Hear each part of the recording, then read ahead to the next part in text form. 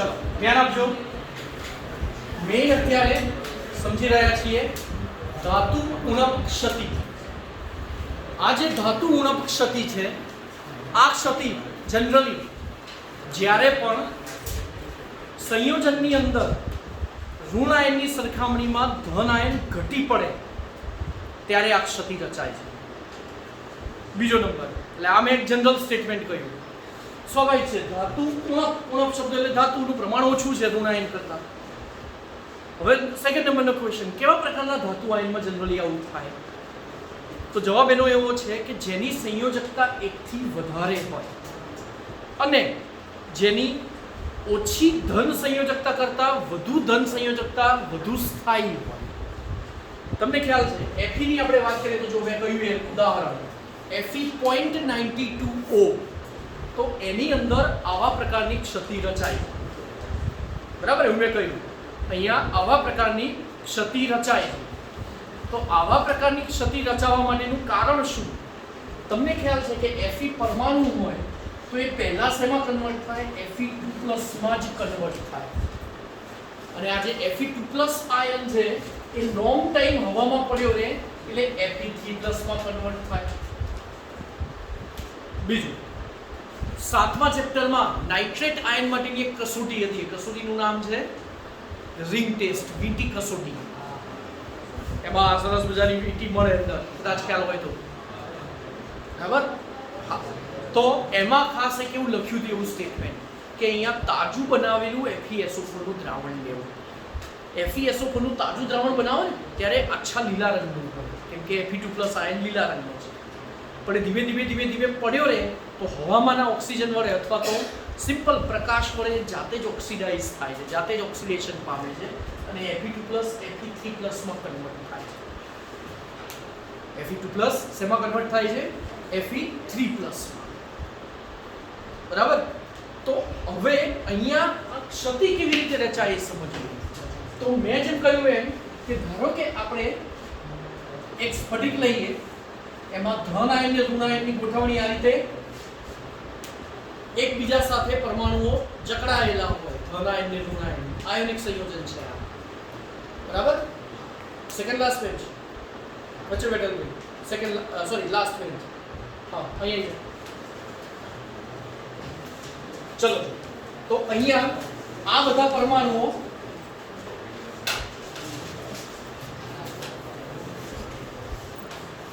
Fe અને O2- ion એકબીજા સાથે જોડાયેલા છે.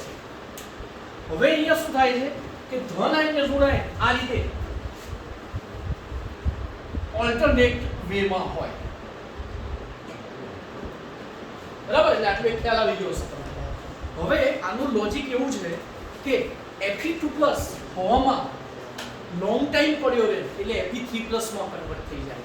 એટલે પેલું જે તાજું બનાવેલું FeSO4 નું દ્રાવણ એટલા માટે લેવું પડે કેમ કે જ્યારે નાઇટ્રેટ આયન એની સાથે પ્રક્રિયા કરે ને ત્યારે Fe3+ મળવો જોઈએ. અને પછી Fe3+ નું સંકીર્ણ સંયોજન છે અને એ બ્રાઉન રંગનું, બરાબર, બદામી રંગની એક વીટી જેવું, જ્યાં તમે ધીરે ધીરે તે ટેસ્ટ ટ્યુબની અંદરની સાઈડ તમે ધીમે ધીમે નાખો ને એટલે તમને એમાં વીટી મળે, જે નાઇટ્રેટ આયનની પરખ કસોટી છે. NO3 આયનની પરખ કસોટી છે. તો અહીંયા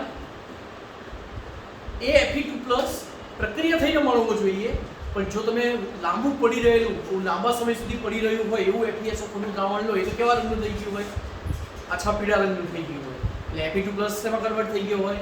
Fe3+ માં. આ તો જલીય દ્રાવણની વાત થઈ, તો એમાં તો કોઈ આપણે ગોઠવણી જોવાની હોય નહીં.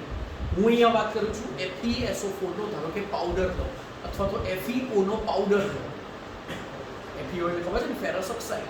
પણ એ લોંગ ટાઈમ હવામાં પડ્યો રહે એટલે એ કન્વર્ટ થશે Fe3+. તો અહીંયા વાત થઈ રહી છે કે જે એનો એક નાનો ઝીણો કણ છે એ કણની અંદર Fe2+ અને O2- આ રીતે ઇક્વલી ડિસ્ટ્રીબ્યુટેડ હોય. હવે એમાંનો Fe2+ શેમાં કન્વર્ટ થાય? પ્રકાશ વડે અથવા તો હવામાંનો ઓક્સિજન મળે અને શેમાં કન્વર્ટ થાય? Fe3+ માં કન્વર્ટ થાય. ચાલો, અત્યારે હાલ બે જેટલા લખ્યા એટલા ધન અને ઋણ. અત્યારે હું અહીંયા કહી રહ્યો છું કે ધારો કે હું 15 FeO લઉં, ધ્યાનથી જોજો કેટલા 15 FeO ના અણુ લઉં. આ જે 15 અણુઓ લીધા એમાં Fe2+ આયનો કેટલા ભાઈ 2+ અને O2- કેટલા એ પણ 15 જ ને સમજ પડે છે. ઓકે હવે Fe2+ શેમાં કન્વર્ટ થાય ચલો એટલે કુલ ધન વીજભાર કેટલો થાય 15 નું +30 અને ઋણ વીજભાર કેટલો થાય 15 નું -30 બેલેન્સ થઈ ગયું. હવે ધ્યાનથી જોજો અહીંયા કે Fe2+ હવામાનના સેલ્ફ ઓક્સિડાઇઝ થાય એટલે પોતે સ્વયં ઓક્સિડેશન પામે અને શેમાં કન્વર્ટ થાય Fe3+ કેટલા 15 એ 15 હા પણ સામે ઋણ વીજભાર કેટલો ટોટલ કેટલો -30 પહેલા આ -30 બેલેન્સ થતો તો કેટલાથી 15 Fe2+ પણ Fe2+ શેમાં કન્વર્ટ થયા Fe3+ માં કન્વર્ટ થયા અને જો આ રીતે Fe3+ માં કન્વર્ટ થાય તો હવે કેટલા Fe3+ વડે આ -30 વીજભાર બેલેન્સ થઈ શકશે 10 બરાબર. એક્ચ્યુઅલી પહેલા જરૂર કેટલાની હતી 15 પણ હવે આના તો કેટલા જોઈશે કેમ કે 10 થી +30 બની જશે ટોટલ વીજભાર અને -30 એનાથી બેલેન્સ થઈ જશે. એટલે ઓવરઓલ એવું કહેવાય કે ઋણ આયન તો એના એ જ થયા પણ ધન આયન 15 ની જગ્યાએ હવે સ્ફટિકની અંદર કેટલાની જરૂર કેમ કે સ્ફટિક હંમેશા વીજભારની દ્રષ્ટિએ તટસ્થ હોય. સમજાય છે. એટલે અહીંયા થાય આવું કે Fe ની જે સંખ્યા છે આ 1 લઉં તો આની સંખ્યા કેટલી થવાની 1 કરતા પહેલા કેટલી હતી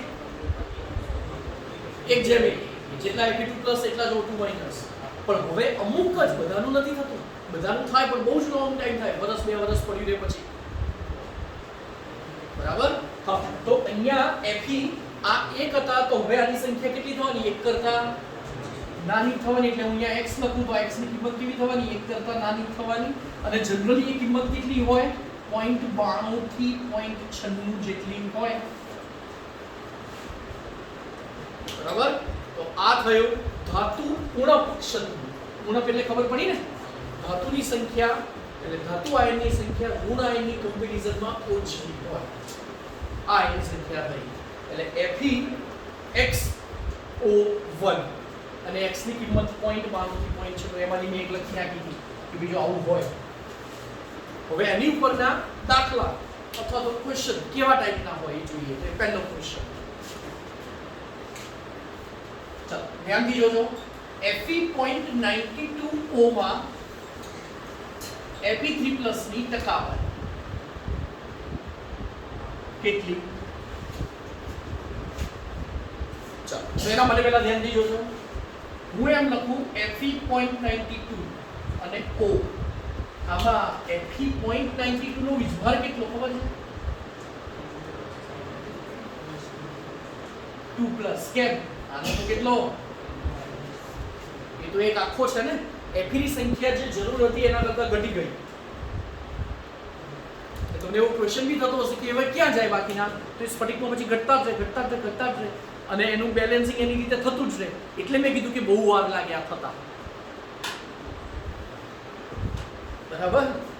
અને બીજું એ બી તમે જ્યારે FeSO4 ધારો કે ફેરસ સલ્ફેટ લો ફેરસ સલ્ફેટનો આકાર આછા લીલા રંગનો હોય અને લોંગ ટાઈમ પડ્યો રહે પછી આછા પીળા રંગનો થાય. એ બી પીળા અમુક જ દેખાય તમને આમાં ગ્રીન કલરની છાંટ તમને દેખાય ગ્રીન કલરનો શેડ થોડો દેખાય પછી ધીમે ધીમે પીળું પડતું જાય એટલે ખબર પડી જાય કે હવે આ ખરાબ થઈ ગયું બરાબર. ચાલો તો અહીંયા Fe.92 એનો ઓવરઓલ વીજભાર 2+ છે એ તો ખબર પડી ને. અને આ Fe.92 માં કયા ઘટકો હશે Fe2+ પણ હોય અને Fe બંને હોય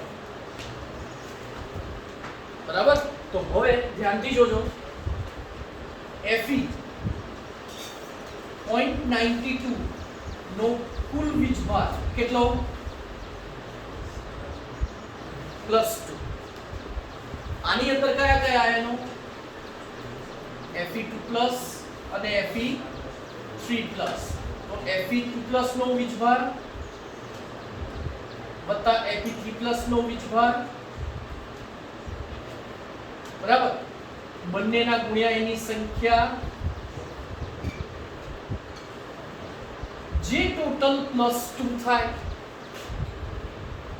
બરાબર. ચલો આની સંખ્યા ધારો કે હું x ધારી લઉં છું તો આ કેટલી થશે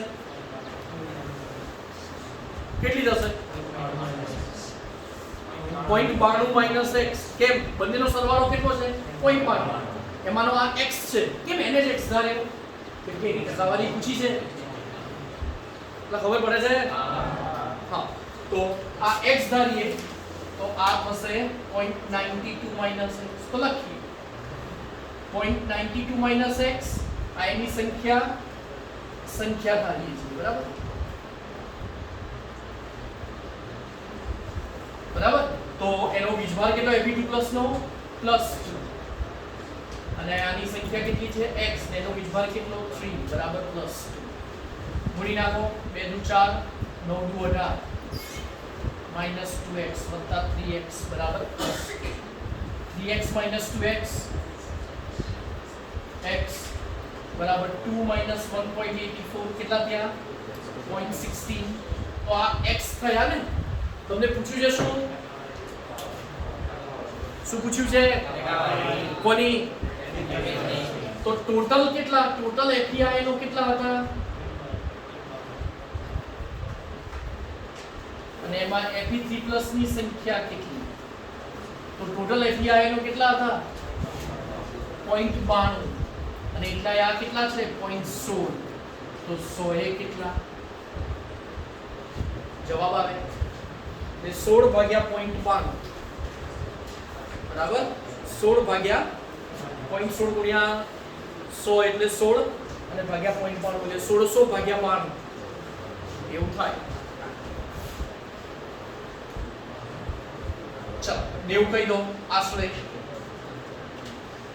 160 ભાગ્યા 9 9 એકા 9 9 ને 770 9 8 72 કિંમત થોડી નાની કરી હતી મેં બરાબર એટલે 18 પોઈન્ટ સમથિંગ આસપાસ આવશે જવાબ 18 અથવા 17 18 ચાર ઓપ્શનમાં જોઈ લેવાનું જે હોય એ જવાબ પણ ખ્યાલ આવ્યો હશે. એટલે એક આ ટાઈપનો ક્વેશ્ચન પૂછાય અને બીજો એક ક્વેશ્ચન સોલ્વ કરાવું છું ધ્યાનથી જોજો. આનું એક્ઝેક્ટ ઊંધું FeXO માં પ્રત્યેક 3 Fe2+ આયને એક Fe3+ આયન રહેલો છે તો આ x બરાબર કેટલા બરાબર એટલે તમને ઊંધું પૂછ્યું છે ને એક રિલેશન આપી દીધો છે. ચલો તો પહેલા આપણે શું કરીશું ટકાવારી નથી પૂછી અહીંયા એક સંબંધ આપ્યો છે ને ઇન્ટરનલ ટર્મ પૂછી છે કે ભાઈ આ x બરાબર આપણે કેટલા લઈશું સ્વાભાવિક છે 0 પોઈન્ટ સમથિંગ જ આવવાના છે. હા તો એના માટે પહેલા એક કામ કરીએ ધારો કે Fe3+ ની સંખ્યા y છે x કેમ ના ધારી કેમ કે પૂછ્યું છે કે y કહી દો p કહી દો જે તમને સિમ્બોલ આવે બરાબર. તો Fe2+ ની સંખ્યા કેટલી સરસ કે દર ત્રણે આય એટલે આ y હોય તો 3y સિમ્પલ. તો કુલ FeI નો કેટલા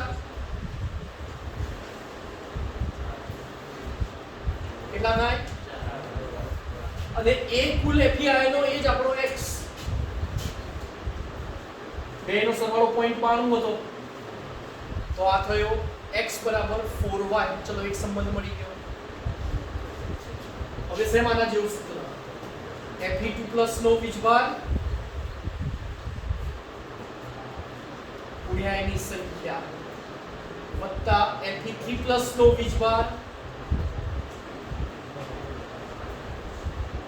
ગુણ્યા એની સંખ્યા અને કુલ FeI આનો ફરીથી વીજભાર કેટલો 2 - તો આનો વીજભાર કેટલો હોય 2+ બરાબર. ચલો Fe2+ ની સંખ્યા કેટલી 3y અને એનો વીજભાર 2. એપી 3 ની સંખ્યા કેટલી? y અને 3 નો વીજભાર +3. કેટલા થયા? 6y 3y ટોટલ કેટલા? તો y બરાબર કેટલા થયા? y બરાબર 2/9 થયા. તો એ y ની કિંમત પેલામાં લખી દો.